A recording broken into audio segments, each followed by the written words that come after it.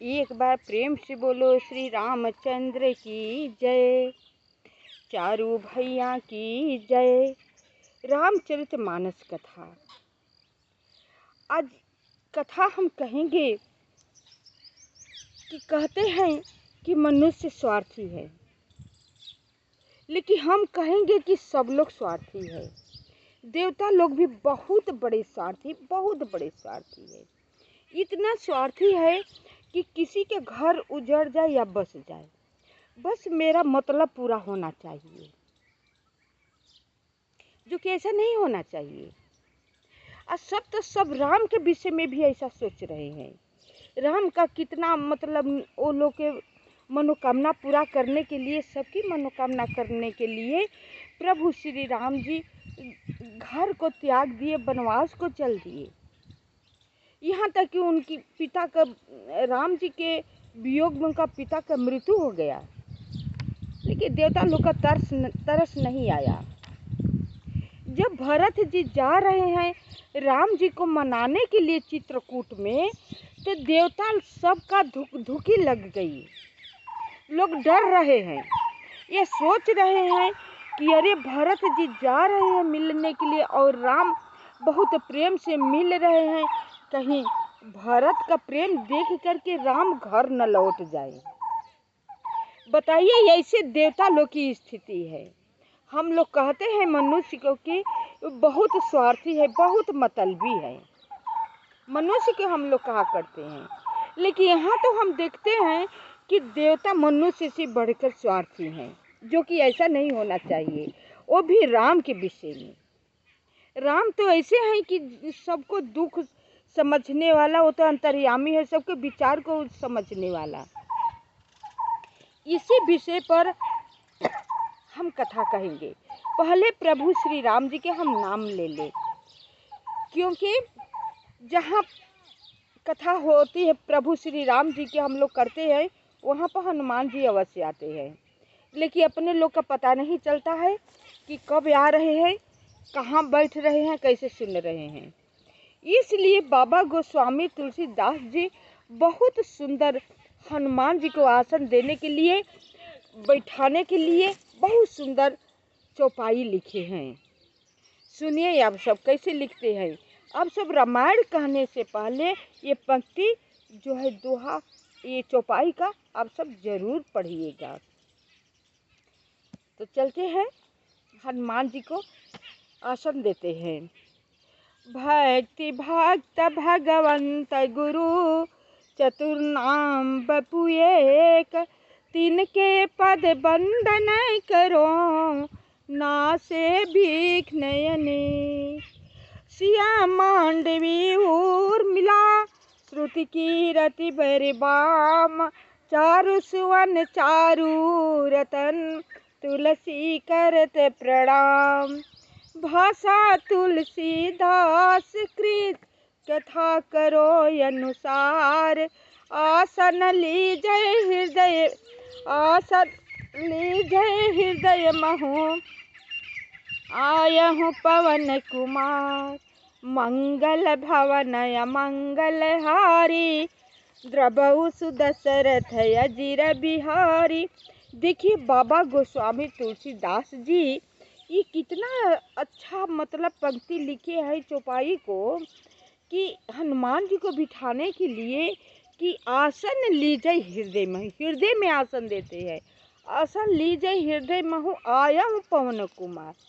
अब आप सब भी बताइए, कहते हैं कि हनुमान जी ऐसे हैं कि उनका नाम लेने से भूत प्रेत पिशाच सब दूर भाग जाते हैं, है ना। सब लोग कहते हैं, हम भी कहते हैं, हकीकत भी बात है।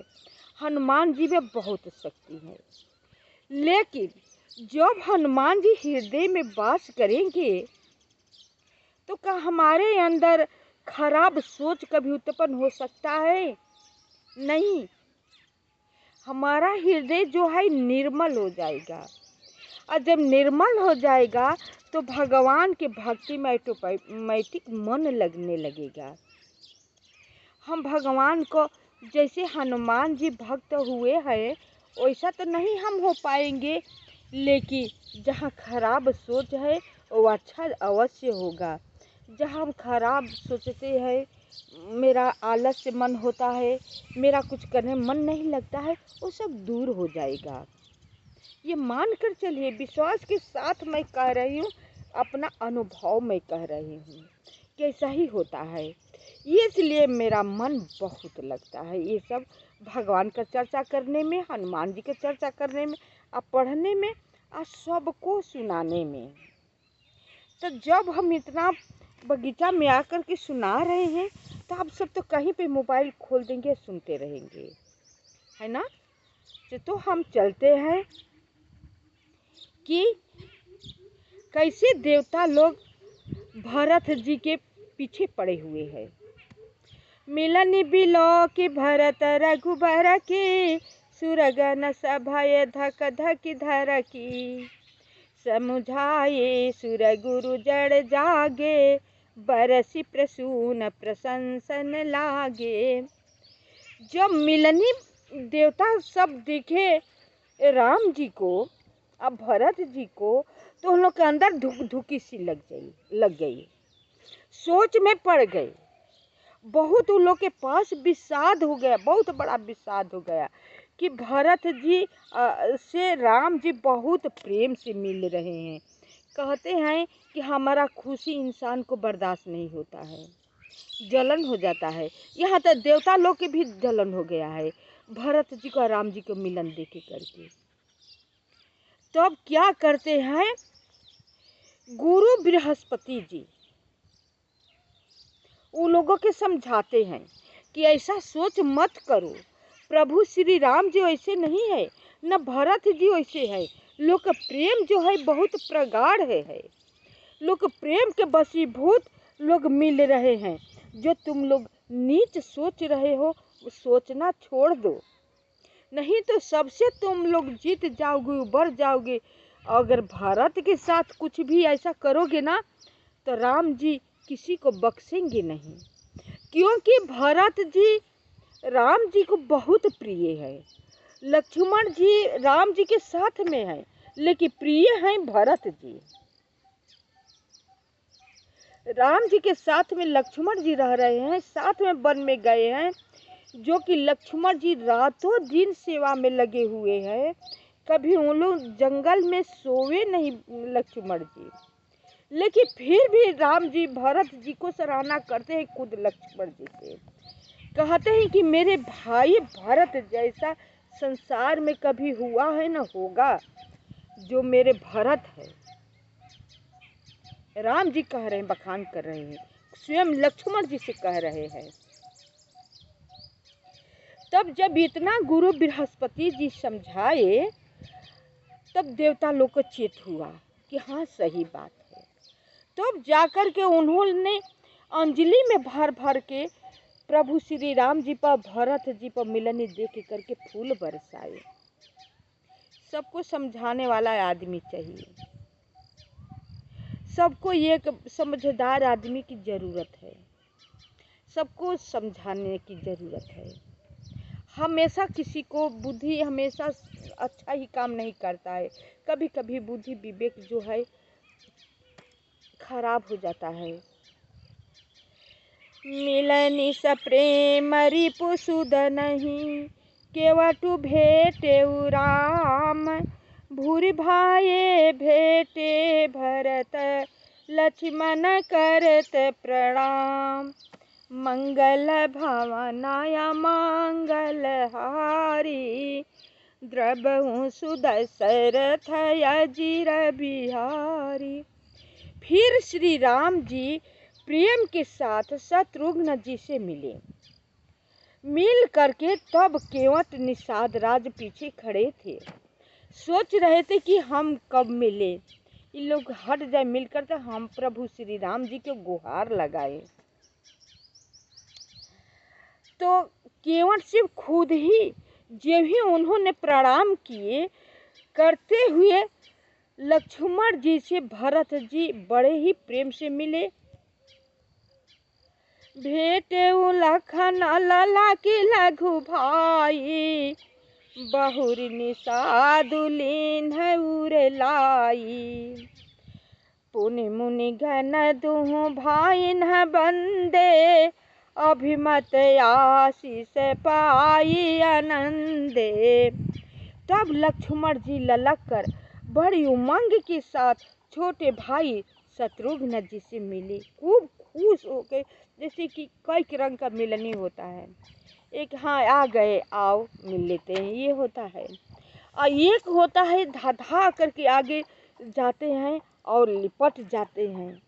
वो मिलन एक अंदर का वो मिलन होता है। एक मन गिरा के अच्छा चलो प्रणाम है कर लेते हैं, दो रंग का मिलन होता है। तो यहाँ पर लक्ष्मण जी हृदय से मिल रहे हैं शत्रुघ्न जी से। फिर उन्होंने निषाद राज को हृदय से लगा लिया। शत्रुघ्न जी के बाद लक्ष्मण जी निषाद राज को हृदय से लगा लिया। फिर भरत शत्रुघ्न दोनों भाइयों ने उपस्थित मुनियों को प्रणाम किया और इच्छित आशीर्वाद पाए। पहले अपना भाई से मिल लेने के बाद, सबसे मिल लेने के बाद वहीं पर राम जी से मिलने के लिए प्रतिदिन ऋषि मुनि लोग आते रहते थे। तब भरत शत्रुघ्न जी दोनों ऋषि मुनि लोग को बहुत नम्र स्वभाव से, विनम्र से उन लोगों के प्रणाम किए। जब ऐसे प्रणाम किए तो मुनि सब मनवांछित आशीर्वाद दिए भरत जी को और शत्रुघ्न जी को। सानो जय भरत उमगी अनुरागा, धर शिरसिए पद पदुम परागा। पुनि पुनि करत प्रणाम उठाए, सिर कर कमल परसि बैठाए। छोटे भाई शत्रुघ्न सहित भरत जी प्रेम में उमंग कर सीता जी के चरण कमलों की रज सिर पर धारण कर बार बार प्रणाम करने लगे। सीता जी ने उन्हें उठाकर उनके सिर को अपने कर कमल से स्पर्श कर सिर पर हाथ फेरे, उन दोनों को बैठाया। जब सीता जी के सबसे बाद में दोनों भाई भरत शत्रुघ्न जी सीता जी को प्रणाम किया। जब सीता जी को उन लोगों ने प्रणाम किया तो सीता जी बहुत हृदय से उन लोगों के उठाया और सिर पर हाथ फेरा। और इतना खुश थी कि कहते कि मेरा बाणी नहीं निकल रहा है, कहने कि मेरे पास कुछ शब्द ही नहीं रहा है। वही हाल सीता जी की हो गई थी। सीता जी प्रेम विभोर इतना हो गई थी कि मन में वो आशीर्वाद दी, ऊपर से कुछ कह नहीं सकी, तो मन में उन लोगों को हृदय से आशीर्वाद दिया और दोनों भाइयों के पास में बिठाया। आशीष दीन्हि मन माही, मगन स्नेह देह सुधि नाही। सब विधि सानुकूल लखी सीता, भेनि सोच उरयप डर बीता। सीता जी ने मन ही मन आशीर्वाद दिया, क्योंकि वे स्नेह में मग्न है, उन्हें देह की सूध बूध नहीं है। सीता जी को सब प्रकार से अपने अनुकूल देखकर भरत जी सोच रहित हो गए। सीता जी को प्रेम देखकर भरत जी हमेशा हृदय में डरा करते थे, लेकिन ऐसी प्रेम से सीता जी मिली कि अब भरत जी को सीता जी को प्रेम देखकर सोच जाता रहा। को किछु कहई न को किछु पूछा, प्रेम भरा मन निज गति छूछा। तही अवसर के वटु धीरजु धरी, जोरी पानी बिनवत प्रणाम करी। उस समय सब लोग बैठे हुए हैं, कोई न तो कुछ पूछ रहा है न कुछ कह रहा है। ऐसे सब लोग बैठे हुए हैं। जब देखे निषाद राज की ये भाई ये तो कोई कुछ कह नहीं रहा है न कोई कुछ पूछ रहा है, ये तो ठीक नहीं लग रहा है। तो बहुत हिम्मत करके निषाद राज ने हाथ जोड़ करके विनय पूर्वक उन्होंने अपनी बात कही। नाथ साथ मुनि नाथ के मातु सकल पुर लोग, सेवक से नप सचिव सब आये विकल वियोग। मंगल भवन मंगल हारी, द्रबहु सुदशरथ अजिर बिहारी। अब उस समय निषाद राज अब कह रहे हैं राम जी से कि हे राम, साथ में आपको वन आने के वियोग में वशिष्ठ गुरुदेव जी आए हुए हैं, तीनों माता से भी आई हुई है, और आपका आना वियोग अयोध्यावासी नहीं सह पाए। उस सारे लोग आए हुए हैं आपसे मिलने के लिए। जब यह बात सुने रामचंद्र जी तो शत्रुघ्न जी को, अपने छोटे भाई को अपने पास, सीता जी को पास बिठा करके, और भरत जी, निषाद राज, राम और लक्ष्मण सब चले मुनि जी के अगवानी करने के लिए। मुनि जी के अगवानी करने के लिए चलते हैं और कहते हैं हे नाथ मुनिनाथ, वशिष्ठ जी के साथ सब माताएं भी है। शील सिंधु सुनि गुर अगवानु, सिय समीप राखे निपुदवनु। चले सबेग राम तेहि काला, धीर धर मधुर दीन दयाला। गुरु जी का आगमन सुन करके कृपा सिंधु श्री रामचंद्र जी बहुत खुश होकर के, उमग करके चले। गोरहि देखी सानुजय अनुरागे, दंड प्रणाम करन प्रभु लागे। मुनिबर धाई लिए उर लाई, प्रेम उमगी भेटे दो भाई। गुरु जी के दर्शन करके लक्ष्मण जी सहित श्री रामचंद्र जी प्रेम में भर गए और दंडवत प्रणाम करने लगे।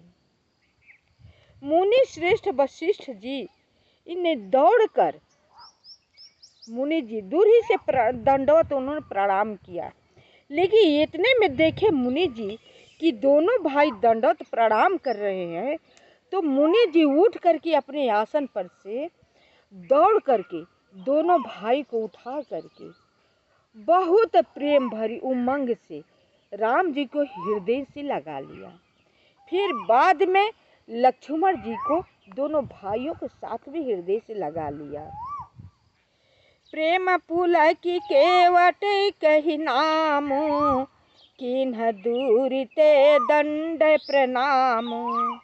राम सखारी सिबर बस भेटा, जनु मही लूठत स्नेह समेटा।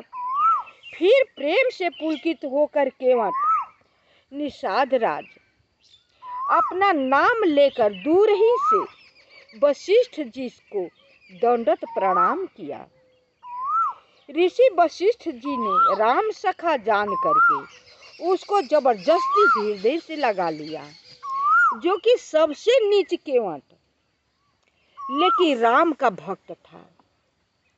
तो वो खुद डरा करते थे, दूर ही रहा करते थे निषाद राज। अब का तो लोग ऐसे छोटे लोग हैं ना कि थोड़ा सा प्यार दे दो ना तो सर पर चढ़ते देर नहीं लगता है। अपना औकात लोग भूल जाते हैं कि हम क्या हैं, हमें कैसे रहना चाहिए। जैसे कि बाबा गोस्वामी जी एक धूल से परिचय दिए हैं कि धूल सबसे नीची होती है, सबसे नीच है। लेकिन उस पर पैर डालो ना तो फटाक दे सर पर चढ़कर बैठ जाती है। उसी तरह नीच लोग होते हैं कि सज्जन थोड़ा सा उसे प्यार देना तो वो अपना औकात भूल जाता है कि हम कैसे रहें।